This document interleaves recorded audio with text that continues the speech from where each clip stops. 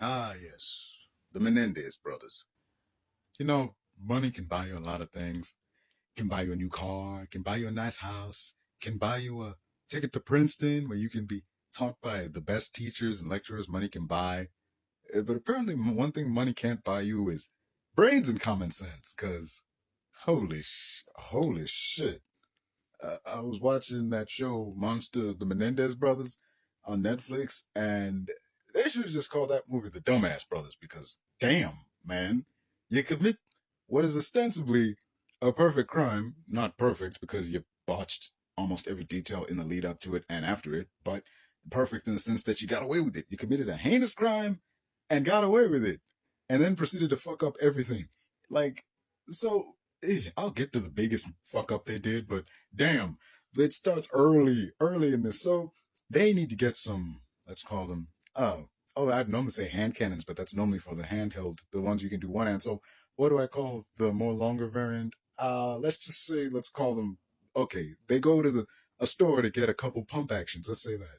Two pump actions, but oof, thing about getting a pump action item, you need an ID. And then when you use the ID, they're going to run you through the system. And if this crime happens, the first thing that's going to come up is, these two brothers own firearms and they didn't want anything tracing back to them. Plus, the one guy's ID was fake.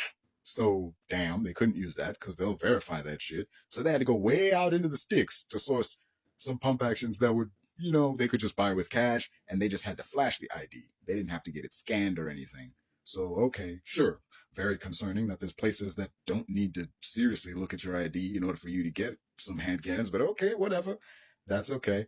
The first fumble happens when, okay, they create an alibi before they do this. Hey, dear old buddy, meet us at this restaurant. All right, I love that restaurant. I'll be there. So they create an alibi that we weren't at the house. We were meeting our friend at this restaurant in LA. That's what we were doing. So not only that, but they had a backup, an addendum to the alibi. They were going to have tickets to, what was it, Batman? I think it was. They were going to have tickets to see a movie. So they had two sources of alibis. They could say, well, we went to go see a movie, and then we went to go see our friend. We couldn't have possibly done it. We were out when this happened. So they botched alibi number one because they took so long getting there that, by the time they showed up, the dude had left. He waited long enough and just left. And they botched alibi number two by trying to buy the movie tickets after the film started, which you can't do. Movie theaters got a rule that says we're not allowed to sell anyone tickets 15 minutes after the movie started, and they're an hour in. Like, yo, dumbass, if you were going to use the ticket stubs as your alibi, why didn't you buy the ticket stubs? Why didn't you buy the damn ticket ahead of time and then just tear it up? Fucking moron. Anyway, first alibi is botched, second alibi is botched, so they just go to the restaurant and sit there by themselves and pretend like they've been there for a while. Like, loudly having a conversation, saying, it's asking questions about the chicken, asking about the wines and shit. Essentially making the waitress their alibi, saying, hey, we were here. In case the cops ask where we were, we can say we were at this restaurant and there was a waitress there who remembers us because we were talking loud as fuck and I asked her questions about the food and blah, blah, blah, blah, blah. And I actively said while I was at the restaurant, we've been here for 4 hours. Anyone listening? We've been here a while. Except, I'm pretty sure fancy restaurants like the one they went to have cameras that can show when you arrived and when you left, but I guess nobody looked at that. I mean, it was the 80s. Maybe CCTV wasn't a thing yet. I don't know. Maybe not. Who knows? So they go home with the pump actions. They do what the Menendez do. And okay, before I saw this crap, I didn't know anything about the Menendez. Closest thing I had to any knowledge of the Menendez bros was that one scene in the Jean-Claude Van Damme movie Knockoff. He did that movie with Rob Schneider. It's directed by Tsui Hark. And here's this one scene where he's interrogating this fat guy. And he's like, yeah, you took out Eddie. And the fat guy's like, no, man, I love Eddie like a brother. And Van Damme goes, yeah, a Menendez brother. It's like, what? I mean, that doesn't make sense. Knowing now who the Menendez brothers are, that line doesn't make any sense. What the okay, but that's as far as what I knew about the Menendez bros. But whatever, it works in the scene, but it doesn't make sense if you know it works in the scene because the dude is so twisted he would take out his own family. I guess it works that way, but like if you look at it literally, it doesn't make sense because the Menendez bros were cool with each other. I think the show even kind of insinuates they might have been, getting it on more than just brothers should, because they were the way they would say, "I love you, bro," and the other was like, "I love you too, man." It's like, I get that it's okay to tell family, it's cool to tell family member that you love them, but the way they were saying that, like the one time they were sitting on the sofa together, and he puts his hand on his brother's shoulder and is like, "I love you, man." What the fuck is this? Where's the Cornhub logo at? Where is it, man? Where's the Brazzers logo? Huh? Oh shit. Anyway, back to why this shit is dumb. God damn it, this shit is dumb. So they do this, botched alibi, botched whatever. They manage to get away somehow. Somehow, some way, they get away with it. This story that the mob got this dude and his wife is the story that's taken by everybody. No one even suspects the brothers even a little bit. But that one brother, he's cracking under the pressure. He's having horrible nightmares, and the only way in these nightmares he wakes up is when he self-terminates. And it's like he goes to his therapist and he confesses everything. And his brother comes to the therapist's office and he's like, "Why?" His excuse is, "I had to tell someone." You had to tell someone? I have a question for you, Menendez, bro. Whichever the fuck you are, Lyle or whoever the fuck. Why didn't you tell your brother? If you had to tell someone, why not tell the other guy who was there? Why not tell someone who wouldn't report you to the cops if it found out? Man, as much as you may be having nightmares now, you're going to have even more nightmares when you get to fucking prison. Damn, why are people under this illusion that the therapist is like a priest? He can't tell anyone anything you confess in here. Because, newsflash, dumbass bros, a fucking therapist can tell what you tell him to the damn cops if he feels you're an immediate threat. Or if they feel they are in immediate danger, they can contact the police and they can tell the police everything you said. And confessing to fucking flatlining your parents and, being, saying that you're having dreams about self-termination, hey, that makes you an immediate danger to yourself. That means it's totally cool for this dude to, I don't know, do what he ended up doing, which was getting you to confess the fucking crime, making sure there's a witness there to hear it all, and getting your dumbasses arrested. Fucking, it's that scene in Knives Out where where Benoit's like, "This is so dumb." The one chick is like, "So dumb, it's brilliant." No, it's just dumb. Because all the shit they had, all the money they had, all the alleged planning they went through, and they're foiled because this dumbass can't keep shit to himself, because this dumbass had to tell somebody, but didn't think to tell the dude that he lives with. The dude who's right there. You'd rather drive halfway across town and confess to your shrink than tell your brother, the only other person who could possibly relate. Dumbass. And it gets dumber. I'm sure it gets dumber. But I didn't watch the rest of the other episodes because this is too stupid to keep watching. You deserve to be in jail. Fuck your pardon attempts, fuck your parole, fuck all that. Stay in jail. You're too stupid to be walking around in public. Damn. Anyway, that's all I got to say. Go watch that Jean-Claude Van Damme Rob Schneider movie Knockoff. It is surprisingly funny and well done. Unlike his stand-up.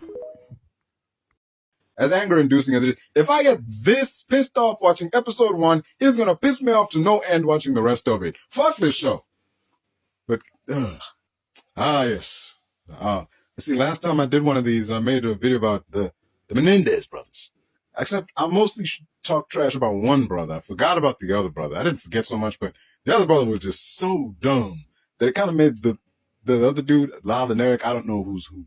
It just made the other brother look normal because the one dude was so fucking stupid that it just made the other guy look normal. But what it is, I'm going to talk about that guy right now because he is dumb too.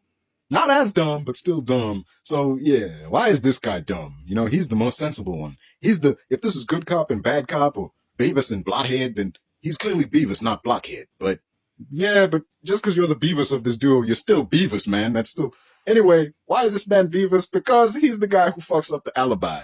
He's the guy who's, there's so much, he fucks up the alibi and shit, not buying the movie ticket first. And he's the guy, he's speaking super loud, like, "We have been at this restaurant for 4 hours. Anyone wants to know? We've been here a while." Despite them just sitting down. It's like, okay, camera, this is the 80s. Cameras existed at this point, I'm sure. Cameras had to exist by this point to show you idiots walking in the middle of the night instead of the 4 hours you claim to be there. Also, if your alibi is, "Well, I called our friend to meet us there," he could back us up. He'll be the first guy to be like, "They are lying. I was there. I waited and they never showed. They are lying." Just how that never came into effect, I do not know. But just whatever. That ain't even it.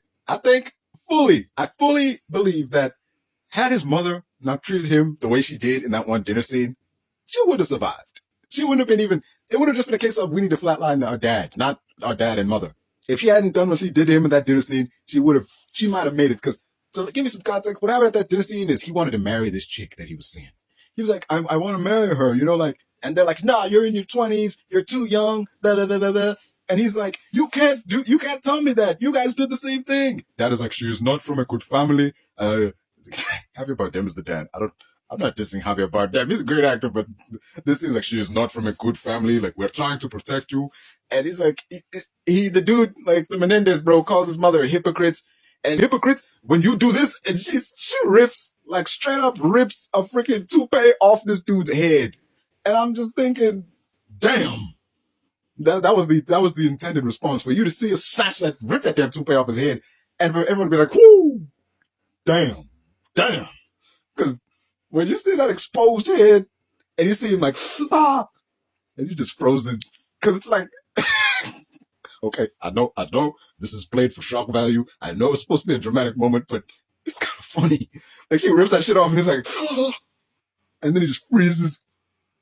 Like, he just freezes hanging onto the top of his head, and his dad is like, oh no, goddamn, give me that, fucking, yeah, let me put this back on for you. He's like, and he like grabs the hairpiece and runs off, like,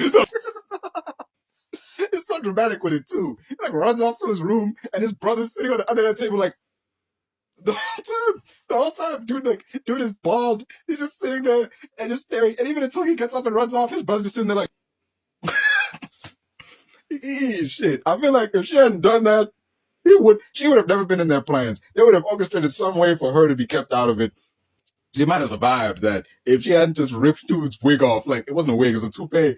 And the whole time, I'm just thinking, I'm watching this, I'm seeing this dude's bald head with the hair on the sides and the back, and I'm just wondering, it's like that one Nigerian dude who was like, why are you running? I was thinking to myself, why are you bald? Just someone explain. Please, I know what's happened here is traumatic, and I know y'all hated your family, and I know you wanted them gone, but why are you bald?